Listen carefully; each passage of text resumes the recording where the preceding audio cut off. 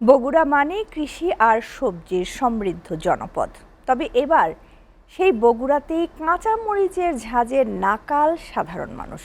মাত্র কয়েকদিনের ব্যবধানে প্রতি কেজি মরিচের দাম বেড়ে দাঁড়িয়েছে ৩৬০ টাকায়। টানা বৃষ্টিতে ক্ষেত নষ্ট হওয়াকে দায়ী করছেন ব্যবসায়ীরা। বগুড়া থেকে আরিফ রেহমানের প্রতিবেদন।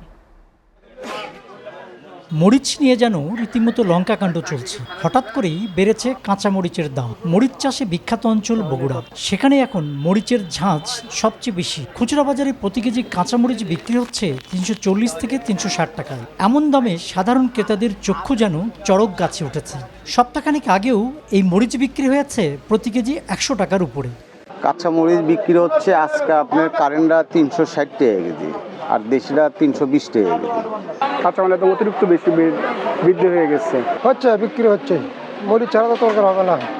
তবে বিক্রেতারা বলছেন ভিন্ন কথা। টানা বৃষ্টিতে নষ্ট হয়েছে মরিচের ক্ষেত। অনেক ক্ষেতে পানি জমে গাছ পচে গেছে।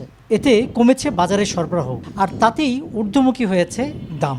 গাছত মনে করেন যে মরিচ নাই, তো ফুল সব ধরে পড়ছে। ভারী বৃষ্টি বর্ষণের কারণে আপনার মরিচের গাছ বিভিন্ন জায়গায় মারা গেছে।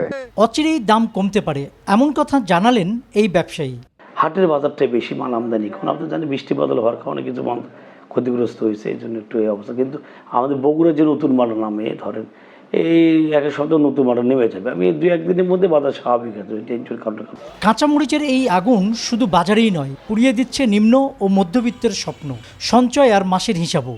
সংকটের এই সময়ে দ্রুত আমদানি অথবা বাজার নিয়ন্ত্রণের দাবি সাধারণ মানুষের। আরিফ রেহমান, এসএটিভি, বগুড়া।